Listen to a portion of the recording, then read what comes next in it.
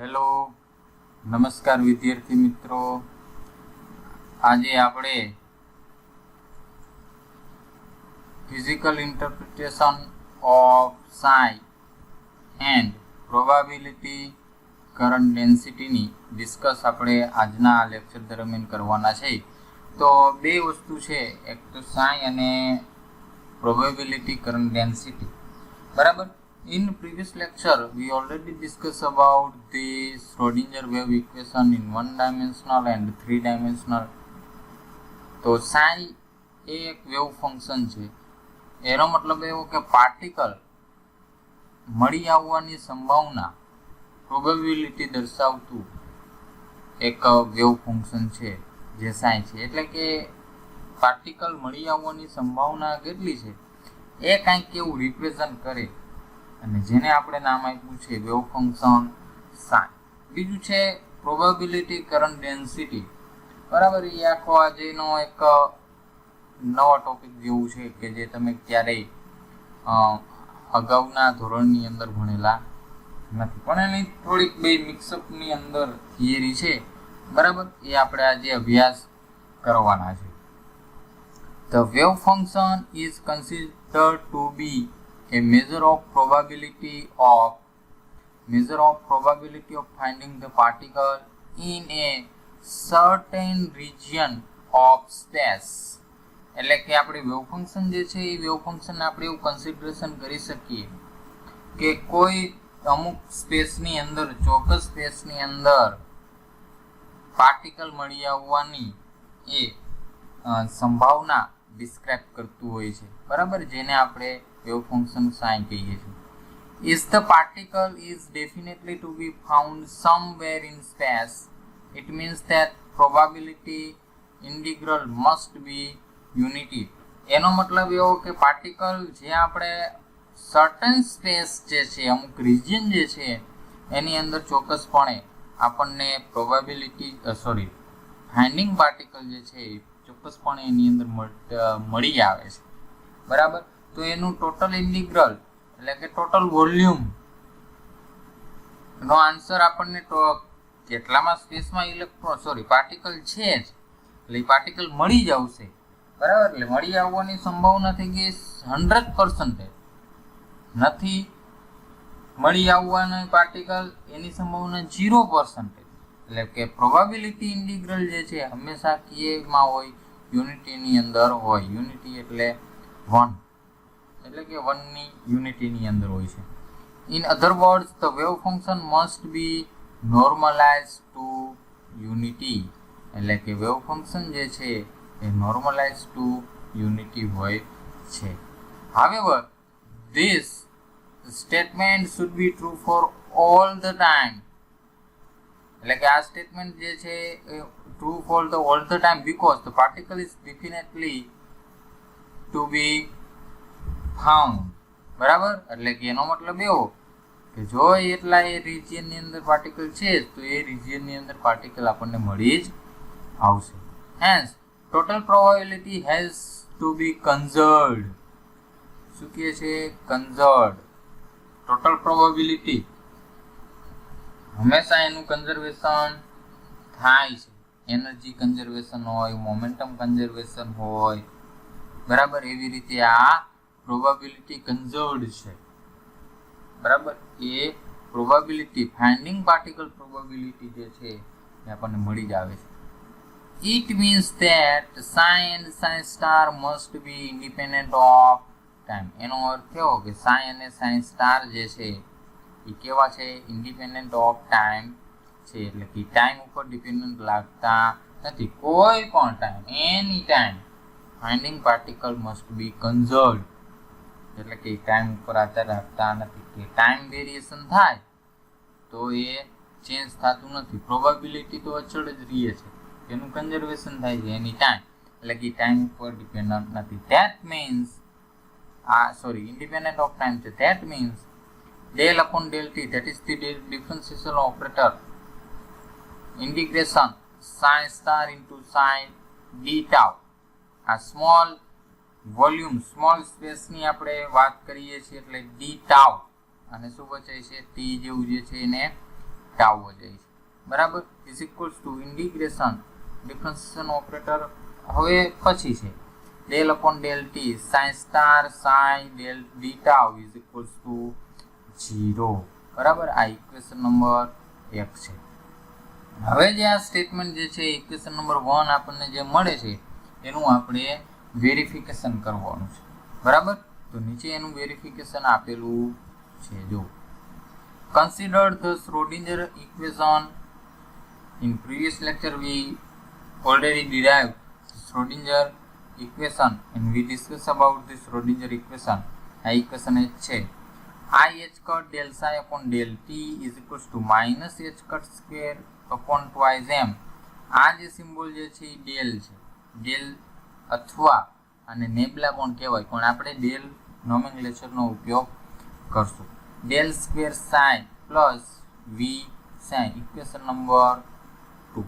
Now its complex conjugate, equation number 2 નું complex conjugate in physics and as a mathematical rule, complex conjugate હોય એટલે imaginary part જે છે એ imaginary પાર્ટમાં જ changes થાય, જે રિયલ પાર્ટ છે એ રિયલ પાર્ટની અંદર ચેન્જીસ થાય નહીં. બીજું કે જો રિયલ પાર્ટની અંદર ચેન્જીસ થતો જ નથી, ઇમેજનરી પાર્ટની અંદર ચેન્જ થાય એટલે જે પાર્ટ આઈ વાળો છે એને આપણે ઇમેજનરી પાર્ટ કહીએ, અને આઈ વાળો જે પાર્ટ જે છે એની અંદર સાઇન ચેન્જ થાય. શું થાય? સાઇન ચેન્જ થાય, બરાબર.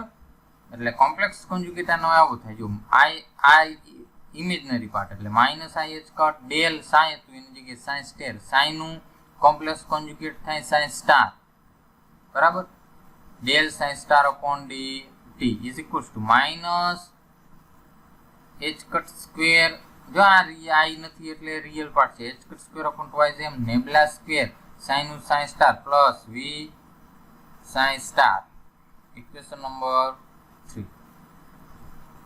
Multiply equation 2 by psi star and 3 by psi, બરાબર. ઇક્વેશન નંબર 2 ને જે છે એ શેના વડે મલ્ટીપ્લાય કરાવો? સાઈ સ્ટાર. ઇક્વેશન નંબર 3 ને સાઈ વડે મલ્ટીપ્લાય, બરાબર. એન્ડ સબસ્ટ્રેક્ટ, અને પછી એની શું કરો? બાદબાકી લ્યો. હેન્સ વી ગેટ, તો આપણને શું મળે? તો આપણને આ ઇક્વેશન મળશે, જો બંનેની અંદર આઈ એચ કટ. હવે ઇક્વેશન નંબર 3 માઇનસ છે એટલે લેફ્ટ હેન્ડ સાઈડની બાદબાકી કરો એટલે માઇનસ માઇનસ આ કેવા થઈ જાય? પ્લસ. એટલે આઈ એચ કટ કોમન નીકળે, એટલે જો આઈ એચ કટ કોમન, બરાબર. હવે પહેલા ટર્મમાં શું વધે?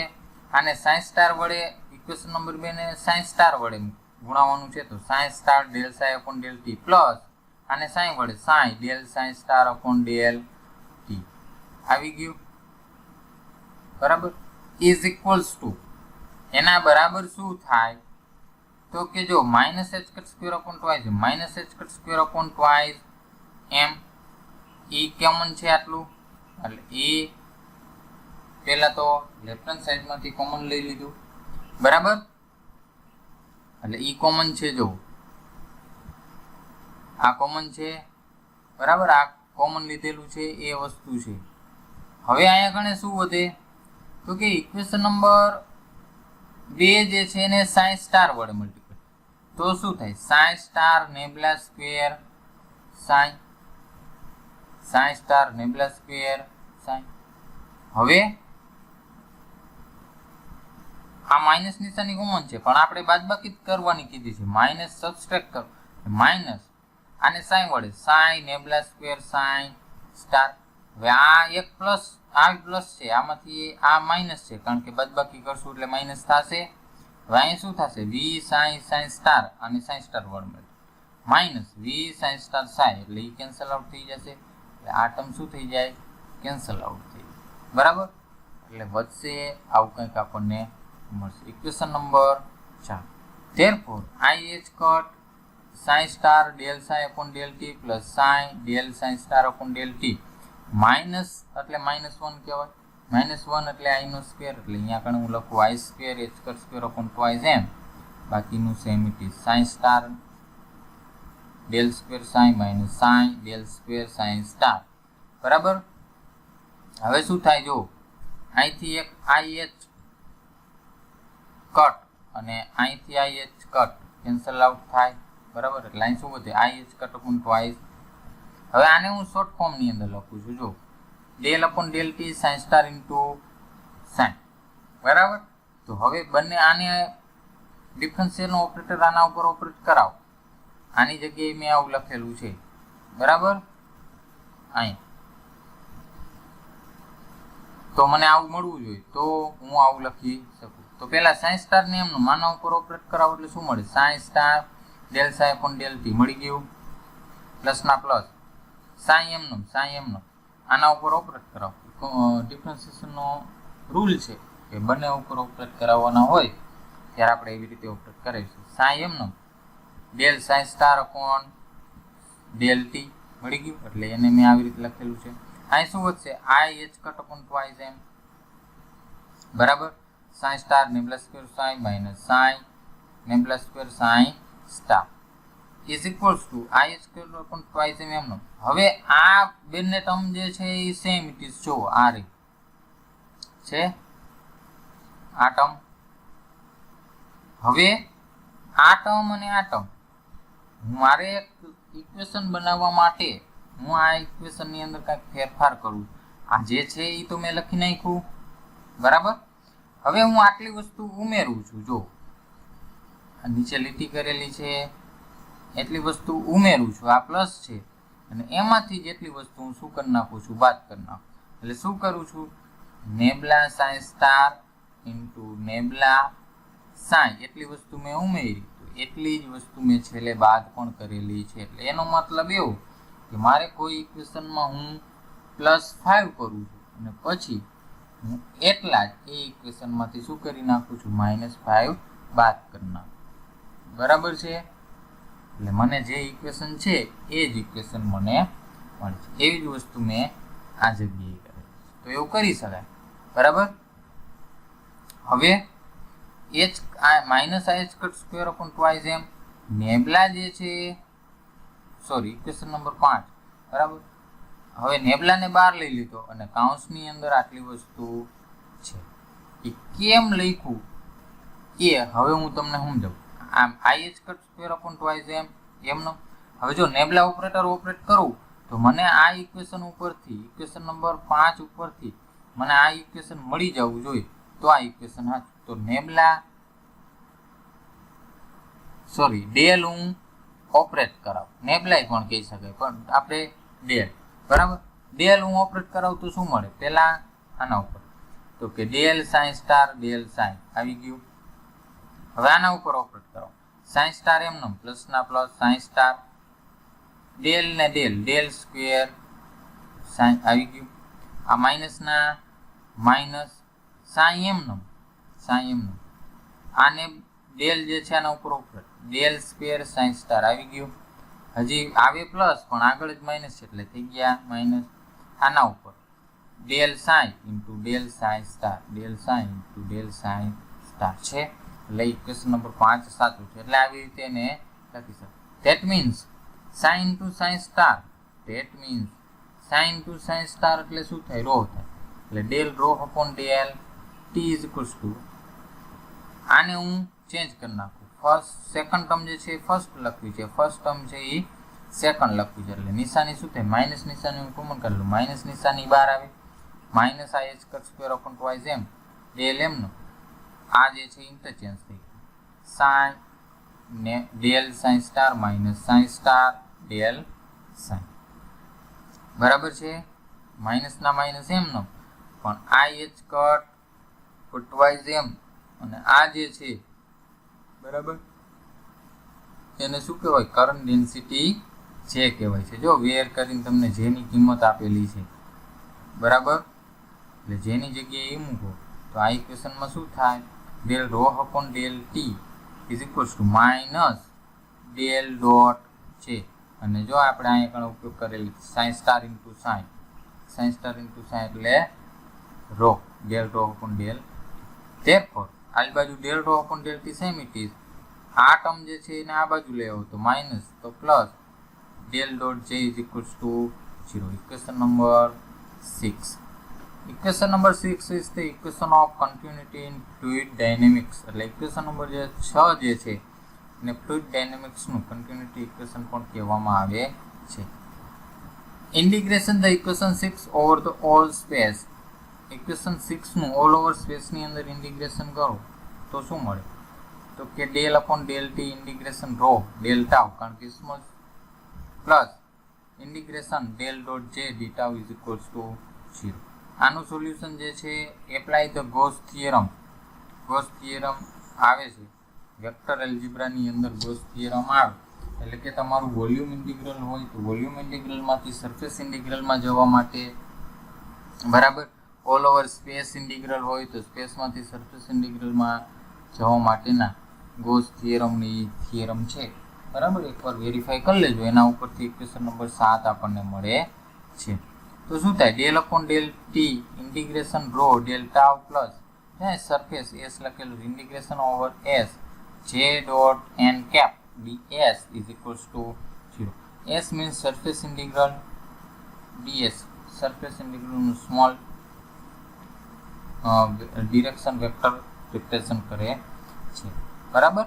Since the volume integral in equation 7 is all over space, the surface S is at infinite. The surface S is at શું થાય infinite where sin and del psi vanishes.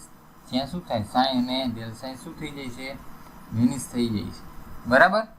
તો જો સરફેસ ઇન્ટિગ્રલ જ એ હોય તો એ આપણને સરફેસ ઇન્ટિગ્રલ શું મળે 0 બરાબર. Consequently, as also vanishes, so the surface integral in equation 7 itself vanishes. Equation number 7 ની અંદર જે છે એ સરફેસ ઇન્ટિગ્રલ આપણને શું મળે છે 0 મળે છે. સેકન્ડ ટર્મ 0 તો first term is equals to 0 લખાય and hence therefore del upon del t integration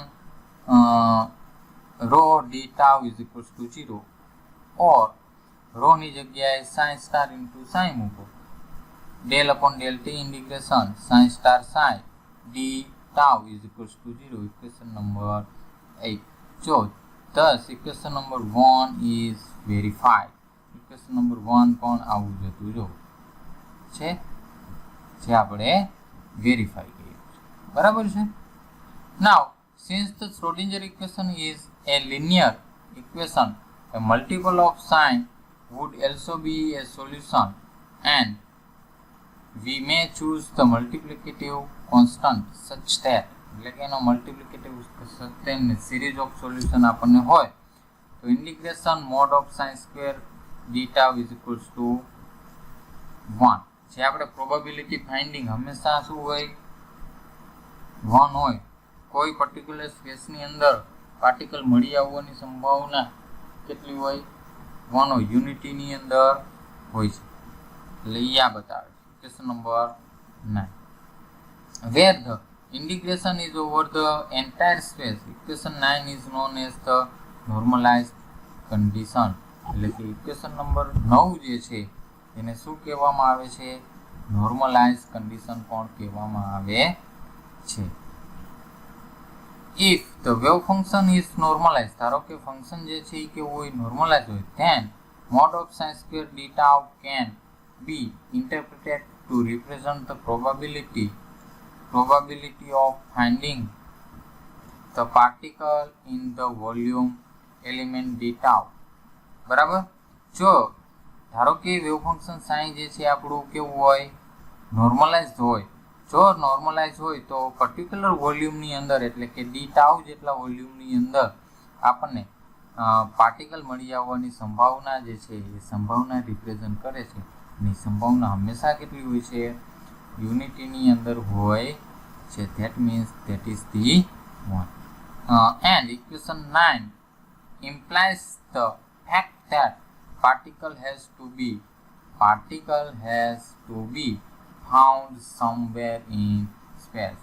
અને ઇક્વેશન નંબર 9 જે છે એ આપણને એવું બતાવે છે એવું ઇમ્પ્લાઇઝ કરે છે કે એ સમ વોલ્યુમની અંદર જે તમે વોલ્યુમ એલિમેન્ટ લીધો છે એ વોલ્યુમ એલિમેન્ટ ડી ટાઉની અંદર પાર્ટિકલ ક્યાંક સમવેર ઇન સ્પેસ એટલે કે એ સ્પેસની અંદર સમવેર ક્યાંક ને ક્યાંક તો એ છે જ, એટલે કે એ પ્રોબેબિલિટી શું બતાવે છે?